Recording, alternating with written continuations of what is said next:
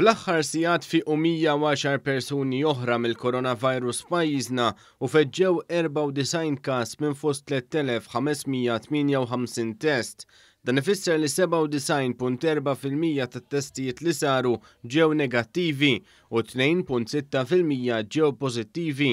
Sa issa fiċ-ċentri tat-testjar f'pajjiżna saru 479 u 97 testijiet. F'aġġornament mediku ta' kull ġimgħa s-Superintendent tas-Saħħa Pubblika il-Professur Charmin Gauci innotat kif in-numru ta' każijiet issa qabad jonqos wara żmien li għamel stabbli. Qalet kif il-medja hija ta' 84 każ ġdid kuljum. Bħalissa 6 djar tal-anzjani li fihom għadhom ifeġġu xi każijiet iżda f'dawn ir-residenzi il-każijiet ukoll qed jonqsu.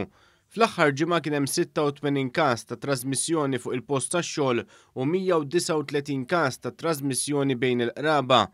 Il-Professur Gauci spjegat li f'Għawdex bħalissa hemm 51 każ ta' COVID-19.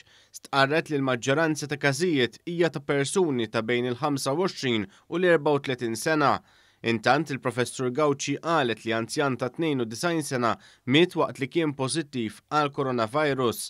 L-anzjan kien ittestja pożittiv għal COVID-19 fis-7 ta' Diċembru li għadda u miet fil-jum tal-ħamis f'San Vincenz de Paul. Ftit jiem biss qabel il-vaċċin ikun approvat mill-Aġenzija Ewropea għall-Mediċini u jibda jingħata l-ewwel tilqim fil-pajjiżi fl-Unjoni Ewropea fosthom f'Malta, Charmin Gauci stqarret li ser tkun qed issir kampanja ta' tarif dwar il-vaċċin sabiex kulħadd ikun jista' jagħmel deċiżjoni infurmata ta' jekk jitlaqqam jew le.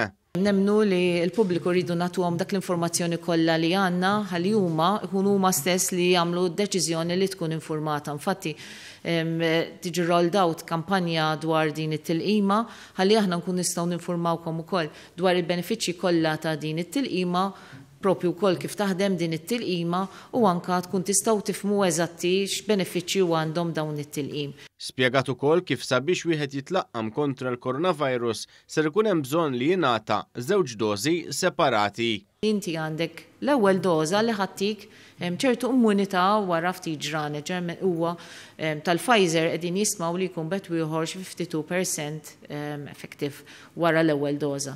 Però mbagħad inti ħadd tittieħu it-tieni doża wara 21 ġurnata li din mbagħad hemmhekk ħattellalek għal 95%. Ġifu huwa importanti ħafna li nieħdu l-ewwel doża u t-tieni doża.